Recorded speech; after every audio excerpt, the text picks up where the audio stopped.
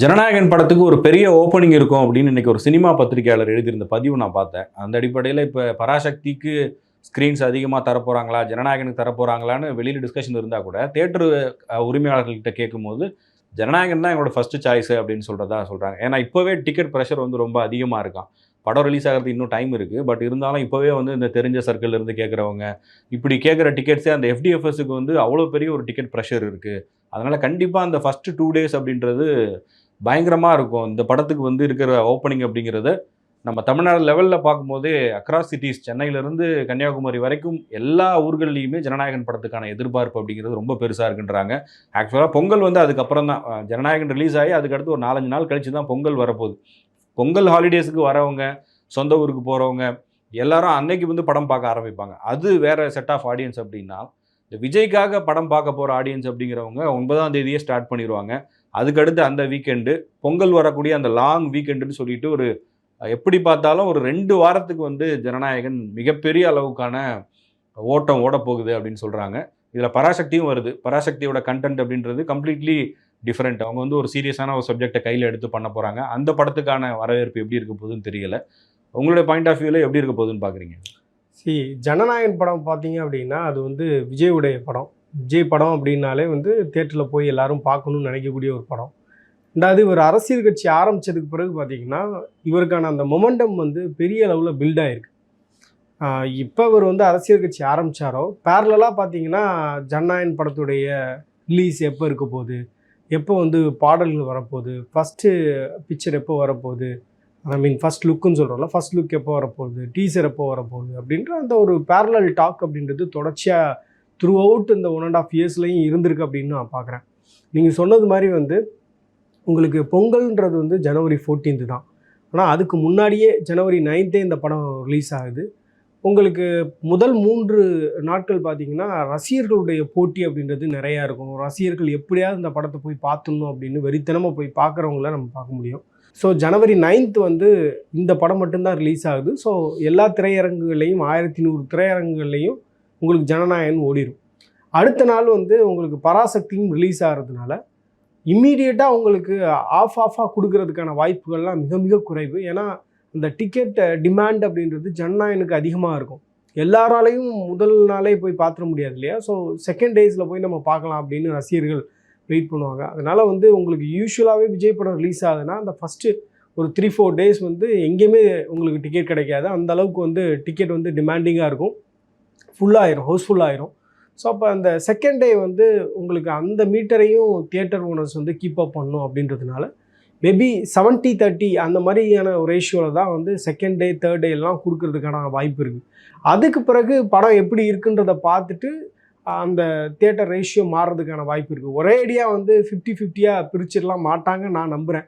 என்ன தான் வந்து ரெட் ஜெயின் வந்து இந்த படத்தை டிஸ்ட்ரிபியூட் பண்ணாலும் அவங்களுக்கும் இந்த ட்ரேடு தெரியும் இல்லையா, எப்படி இந்த மார்க்கெட் இருக்குது அப்படின்றது தெரியும். உடனடியாக அவங்க வந்து அப்படி ஸ்ப்ளிட் பண்ணி கொடுத்தாங்க அப்படின்னா வெட்ட வெளிச்சமாக மக்களுக்கு தெரியும்.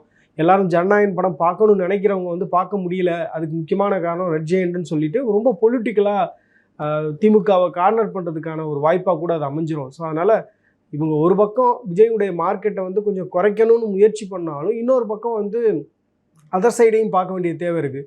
ஒருவேளை வந்து படம் பார்க்கணும்னு நினைக்கிறவங்க படம் பார்க்க முடியலை அப்படின்ற ஒரு சூழல் வரும் பொழுது சமூக வலைதளங்களில் எழுத ஆரம்பிப்பாங்க, பேச ஆரம்பிப்பாங்க. அது வந்து ஒரு பொலிட்டிக்கல் ஒரு சீனாக மாறும். அது மாறுறது வந்து திமுகவுக்கு ஒரு செட்பேக் தானே. ஸோ அந்த எல்லைக்கு அவங்க போகமாட்டாங்கன்னு நான் நினைக்கிறேன். இதை ரொம்ப மெச்சூர்டாக வந்து ஹேண்டில் பண்ணுவாங்க. எப்படி வந்து வாரிசு துணிவு வரும்போது 2 பேர்த்துக்குமே வந்து ஸ்க்ரீன் வந்து பிரித்து கொடுக்கணும் அப்படின்ற ஒரு சூழல் வரும்போது அதை வந்து ரொம்ப பியூட்டிஃபுல்லாகவே ரெட் ஜெயின் வந்து ஹேண்டில் பண்ணாங்க. ஸோ அதனால் இவங்க வந்து இந்த முறை சரியாக தான் பண்ணுவாங்க அப்படின்னு நான் நினைக்கிறேன். இப்போ இன்னொரு விஷயத்தையும் நான் ஒரு டிஸ்ட்ரிபியூட்டர்கிட்ட கேட்கும்போது சொன்னார். இப்போ இந்த படத்தை ஜனநாயகனை வாங்கியிருக்கக்கூடிய டிஸ்ட்ரிபியூட்டர்ஸ் எல்லாருமே இண்டஸ்ட்ரியில் முக்கியமான நபர்கள் தான். அவங்களுக்கே எல்லா விதமான செல்வாக்கு இருக்குது. அவங்கள போய் மிரட்டியோ இல்லை அவங்கள இது பண்ணியோ அப்படிலாம் ஸ்க்ரீனை குறைக்கவே முடியாது. இப்போ மதுரை வாங்குறாங்கன்னா மதுரையில் ஒரு முக்கியமான பர்சன் அவர். கோயம்புத்தூர் அந்த கொங்கு பெல்ட்டில் இருக்கக்கூடிய தியேட்டர்ஸில் ரைட்ஸ் அந்த டிஸ்ட்ரிபியூஷன் வாங்கியிருக்கவங்க முக்கியமானவர். செங்கல்பட்டு, சென்னைன்னு சொல்லிட்டு எங்கெல்லாம் வந்து ஜனநாயகன் படம் வாங்கியிருக்காங்களோ அவங்க எல்லாருமே வந்து இண்டஸ்ட்ரியில் வெயிட்டான கைங்க தான். அவங்களெல்லாம் அப்படி பண்ண முடியாது. இன்னொன்று, நீங்கள் என்ன தான் சொல்லி ஸ்க்ரீனை கம்மி பண்ணுறது அதெல்லாம் பேசினாலும் கூட தேட்டருக்கு ஆடியன்ஸ் எந்த படத்துக்கு வராங்க, எந்த படத்துக்கு நல்ல வரவேற்பு இருக்குன்றத பொறுத்து தான் ஸ்க்ரீன்ஸ் கூடுறதும் குறையிறதும் இருக்குமே தவிர, வெளியில இருந்து சோசியல் மீடியாவில் பேசுகிற மாதிரிலாம் வந்து ஒரு அரசியலை வச்சு ஒரு படத்துக்கு ஸ்க்ரீனை அதிகமாக்குறது, ஒரு படத்துக்கு கம்மியாக்குறது நடக்கவே நடக்காது. அந்த வகையில் பார்க்கும்போது எல்லா தியேட்டர் ஓனர்களும், டிஸ்ட்ரிபியூட்டர்களும் ஒரு 3 ஹீரோக்களுடைய படங்களை தான் பெரிய அளவுக்கு இன்றைக்கும் எதிர்பார்க்குறாங்க. அது ரஜினி, விஜய், அஜித். இவங்க 3 பேர் தான் ஃபஸ்ட்டு 3. இவங்க இல்லாமல் அடுத்தடுத்து வர படங்கள் எல்லாம் கண்டென்ட்டை பொறுத்து தான். கண்டென்ட் நல்லா இருந்தால் அதுக்கு வந்து ஆடியன்ஸ் வருவாங்க, இல்லை வராமல் போகலாம். இவங்களுக்கு வந்து இன்றைக்கி தேதிக்கு இவங்க படம் போட்டால் ஃபஸ்ட்டு 2-3 நாளைக்கு கண்டிப்பாக ஆடியன்ஸ் வந்துடுவாங்க. அதுக்கப்புறம் படம் ஓடுது, கண்டென்ட் என்னன்றதெல்லாம் செகண்ட். பட் இந்த 3 பேருடைய படங்களை வேற யாராலையும் தடுக்க முடியாது அப்படின்னு ரொம்ப ஸ்ட்ராங்காக. இந்த பராசக்தியுடைய ப்ரொமோஷன்ஸு, இப்போ இந்த சோஷியல் மீடியாவில் உட்காந்து ஒரு 100 பேர் இன்ஃப்ளூயன்சர்ஸாக உட்காந்து பேசுறது, எழுதுறது, இது எல்லாமே வந்து ஒரு பெரிய இம்பேக்டை வந்து ஏற்படுத்தாது. ரெண்டாவது 2 படத்தோடைய ஸ்கேலுமே ரொம்ப டிஃப்ரெண்ட்டு. இப்போ விஜயுடைய ஜனநாயகன் அப்படின்றது ஒரு 400 கோடி ப்ளஸ் பட்ஜெட்டில் எடுக்கப்படக்கூடிய ஒரு படம். அவருடைய சம்பளம் மட்டுமே 230 கோடி அப்படின்னு சொல்கிறாங்க. அப்போ அதோடைய பட்ஜெட்டுன்றது ரொம்ப பெரிய ஸ்கேலில் பண்ணியிருப்பாங்க. இப்போ நீங்கள் பராசக்தி பார்த்தீங்க அப்படின்னா அது ஒரு 200-230 கோடிக்குள்ளே தான் வந்து அந்த படத்தை எடுத்திருப்பாங்க. விஜயுடைய சம்பளம் தான் அந்த படத்தினுடைய ஒட்டுமொத்த பட்ஜெட்டாக இருப்பதற்கு கூட வாய்ப்பு இருக்குது. ஸோ 2 படத்துடைய ஸ்கேலுமே ரொம்ப டிஃப்ரெண்ட்டு. 2 படத்துடைய பட்ஜெட் வந்து ரொம்ப டிஃப்ரெண்ட்டாக இருக்கும் பொழுது நம்ம ஒப்பிடவே முடியாது. ரெண்டாவது உங்களுக்கு நேச்சுரலாகவே வந்து விஜயுடைய கடைசி படம்ன்றப்ப உங்களுக்கு அதை எப்படியாவது ஒரு தடவை பார்த்துடணும், என்ன தான் பண்ணி வச்சுருக்காரு அப்படின்ற மாதிரியான ஒரு ஹைப் வந்து யூஸ்வலாக க்ரியேட் ஆகும். பண்டிகை காலங்கள் வந்து குடும்பத்தோட ஒரு படம் பார்க்குறதுக்கான முயற்சிகள் எல்லாரும் பண்ணுவாங்க. ஏன்னா அடுத்தடுத்து 2 படங்கள் போகிறதுக்கான டைம்லாம் நிறைய பேத்துக்கு இருக்காது. அந்த ரேஷியோ கொஞ்சம் குறையும்னு நான் சொல்கிறேன். யூஸ்வலாக 2 படம் பார்க்க முடியும், ஆனால் வந்து அந்த ரேஷியோ வந்து குறையும். அப்படி வந்து எதை சூஸ் பண்ணணும்னு நினைக்கும் போது மக்கள் வந்து ஜனநாயகத்தை தான் சூஸ் பண்ணுறதுக்கான வாய்ப்பு இருக்குது. ஏன்னா அதில் வந்து எல்லா எலமெண்ட்ஸ் இருக்குல்ல. ஒரு ரொம்ப நாள் பார்த்த ஹீரோ, இப்போ அவருடைய டான்ஸ் இருக்க போது, அந்த படம் வந்து ஒரு கமர்ஷியல் மசாலா படமாக இருக்க போது, விமன் எம்பவர்மெண்ட்டை பற்றி பேச போகுது அப்படின்றப்ப விஜய்க்கு வந்து அது ஒரு பெரிய ஃபோர்ட்டாக இருக்குது. இன்றைக்கி வந்து அவர் அரசியல் கட்சி ஆரம்பித்த பிறகு கூட பெரிய அளவில் இளம் பெண்கள் வந்து விஜய் வரணும் அப்படின்னு நினைக்கிறாங்க. ஸோ அப்போ வந்து நேச்சுரலாக இது விமன் எம்பவர்மெண்ட் பற்றி பேசக்கூடிய ஒரு படமாகவும் இருக்கிறதுனால அந்த படத்தை சூஸ் பண்ணுறதுக்கான வாய்ப்பு இருக்குது. அவங்க வந்து ஃபேமிலிக்குள்ளே இன்ஃப்ளூயன்ஸ் பண்ணுவாங்க. வேறஸ் நீங்கள் வந்து பராசக்தி பார்த்தீங்கன்னா அது ஒரு பீரியட் ஃபில்மு, அது வந்து ஒரு பர்பஸை பேசக்கூடிய ஒரு படம். அது வந்து பண்டிகை காலகட்டங்களில் வந்து ஆடியன்ஸை உட்கார வைக்குமா அப்படின்னு கேட்டால் அதுக்கான வாய்ப்புகள் கொஞ்சம் குறைவு அப்படின்னு நான் நினைக்கிறேன். என்ன தான் வந்து அதில் ஒரு கமர்ஷியல் எலமெண்ட்ஸு, எமோஷ்னல் ஃபேக்டர்ஸ் எல்லாமே இருந்தாலும் கூட இந்த மூவி அப்பீல் பண்ணுற அளவுக்கு அந்த மூவியால் அப்பீலே பண்ண முடியாது. ஏன்னா இவருடைய ஸ்டார் பவர் இருக்குல்ல. இப்போ உங்களுக்கு ஒரு 33 வருஷம் அவர் வந்து பில்ட் பண்ண ஒரு ஃபோர்ட்டு. சிவகார்த்திகேயனை பொறுத்தவரையில் ஒரு 15 இயர்ஸாக இண்டஸ்ட்ரியில் இருக்கக்கூடிய ஒரு நபர். இப்போ 2 பேர்த்துக்கான அந்த ஸ்டார் வேல்யூவே ரொம்ப பெருசு இல்லையா? ஸோ இப்போ அதனால் வந்து அது சாய்ஸாக பார்த்தீங்கன்னா கூட உங்களுக்கு ஜனநாயகன் தான் வந்து ஒரு பெரிய அளவில் வெற்றி படமாக மாறுவதற்கான வாய்ப்பு இருக்குது. பராசக்தி வந்து அந்த கண்டென்ட் நல்லா இருந்தது அப்படின்னா நிச்சயமாக ஒர்க் அவுட் ஆகும். இதுக்கு முன்னாடி நீங்கள் பார்த்தீங்க அப்படின்னா உங்களுக்கு வந்து பிகிலும் கைதி படமும் ஒன்றா ரிலீஸ் ஆனது. இதே மாதிரி ஒரு தீபாவளிக்கோ இல்லை பொங்கலுக்கோ தான் ரிலீஸ் ஆனதுன்னு நினைக்கிறேன். ஸோ அந்த டைம் பார்த்தீங்க அப்படின்னா உங்களுக்கு பிகில் வந்து நல்ல கலெக்ஷன் தான் பண்ணுது. அதே நேரத்தில் வந்து கைதியும் பேரலாக நல்லா ஓடுனது. இப்போ 2 படங்களுமே வெற்றி படங்கள். ஆனால் கைதி வந்து பேசப்பட்டதுக்கு முக்கியமான காரணம் அந்த படத்துடைய பட்ஜெட் வந்து மிக குறைவு. அதே மாதிரி அதை அடைந்த லாபம்ன்றது ரொம்ப பெருசு. இப்போ கைதி அளவுக்கு தான் வந்து பிகில் வசூல் பண்ணதாக கேட்டிங்கன்னா கிடையாது.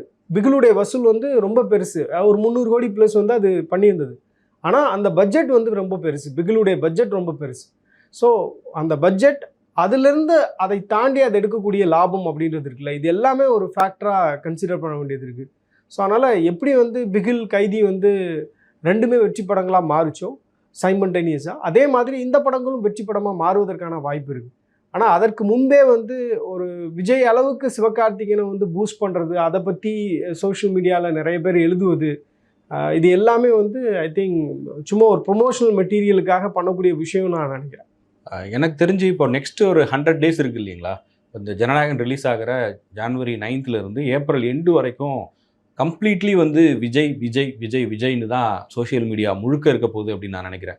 உதாரணம் வந்து நேற்றே சொல்லலாம். ஜனவரி 1 நேற்று வந்து விஜய் எதுவும் அவருடைய வீடியோவோ இல்லை அவருடைய செய்தின்றது நேரடியாக எதுவுமே கிடையாது. ஆனால் நியூ இயர் செலிப்ரேஷன் நைட்டு நடந்தப்போ இந்த அர்பன் ஸ்கொயர் கிண்டியில் வந்து டிவிகேன்னு கத்துன அந்த வீடியோ அங்கே அவங்க பண்ணது. அதுக்கடுத்து திருச்செந்தூர் கோவிலில் வந்து விஜயோட ஃபோட்டோ வச்சுக்கிட்டு அதை பற்றி பண்ணது. இந்த 2 விஷயமும் சோஷியல் மீடியாவில் பயங்கரமாக ஆக்குப்பை ஆகிட்டே இருந்துச்சு. இது சரியா தப்பான்றது செகண்டு, பட் அங்கே ஆரம்பிச்சுது.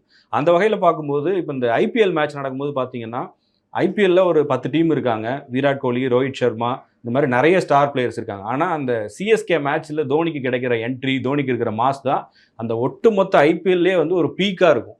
அந்த மாதிரி இந்த நெக்ஸ்ட் 100 டேஸ் அப்படின்னு சொல்ல போகிற இந்த நாட்களில் ஜனநாயகன் படம் ரிலீஸ் ஆகிறது சினிமாவில். அது மாதிரி அரசியல் களத்தில் திமுக, அதிமுகன்னு 2 பெரிய ஜெயின்ஸ் இருக்கிற இடத்துல விஜய். இப்படி 2 இடத்துலையுமே விஜய் இருக்கிறதுனால அடுத்த 100 நாள் அப்படின்றது எந்த பக்கம் திரும்பினாலும் விஜயா தான் இருக்க போகுது. அது நிறைய பேருக்கு பிடிக்கலாம், பிடிக்காம இருக்கலாம். விஜய்க்கு வந்து நத்திங் டு லூஸ். நீங்கள் வந்து இந்த படம் இந்த மாதிரியான எதிர்ப்புகள் வரும், இந்த படத்தப்ப இதை மாதிரி இன்னொரு படங்கள் வர்றதுக்கு வாய்ப்பு இருக்குது, இது எல்லாத்தையும் கால்குலேட் பண்ணி தான் இந்த படத்தை வந்து இந்த தேதியில் அவங்க ரிலீஸ் பண்ணுறாங்க. விஜயோ இல்லை விஜய் சார்ந்த டீமோ பார்த்தீங்க அப்படின்னா எந்த வகையிலையும் அவங்க வந்து ஒரு டவுனாக ஃபீல் பண்ண மாதிரியே தெரில. They are common composed. வினோத்துடைய ஸ்பீச்சே பார்த்தீங்க அப்படின்னா ரொம்ப கான்ஃபிடெண்ட்டாக இருந்தது. ஒரு டேரக்டர் அதை சொல்ல வேண்டிய அவசியம் இல்லை. ரெண்டாவது அவர் ரொம்ப மெஷர்டாக பேசுவார். துணிவு படத்தப்ப அவர் கொடுத்த இன்டர்வியூஸ் எல்லாம் நம்மளே நிறைய நேரங்கள் வந்து ரொம்ப சிலாகிச்சு பேசியிருக்கோம். ரொம்ப தெளிவாக இருக்குது அவருடைய கருத்துக்கள் எல்லாமே அப்படின்னு சொல்லிட்டு. அவர் ரொம்ப மெஷர்டாக பேசக்கூடியவர். அவரே வந்து ஒரு 10,000 பேர் கூடியிருக்கக்கூடிய ஒரு இடத்துல ரொம்ப போல்டாக சொல்கிறாரு அப்படின்னா அந்த படத்தை பற்றியான ஒரு கான்ஃபிடென்ஸ். அதுக்கப்புறம் இன்டர்வியூ கொடுத்துருக்காரு, அதுலேயும் கான்ஃபிடென்ட்டாக சொல்கிறாரு. இன்னொரு பெரிய ப்ளஸ் என்னன்னா இந்த படத்துக்கு அவங்களுக்கு வந்து இனஃப் டைம் இருந்தது ஒரு படத்தை செதுக்கிறதுக்கு. எல்லா வகையிலையும் அந்த படம் வந்து கமர்ஷியலாக ஒர்க் அவுட் ஆகுமா, அந்த படம் வந்து சரியான ஆடியன்ஸுக்கு போய் சேருமா, அதில் எல்லா எலமெண்ட்ஸும் இருக்கா அப்படின்றத என்ஷூர் பண்ணுறதுக்கு அவங்களுக்கு வந்து பெரிய டைம் கிடச்சிது.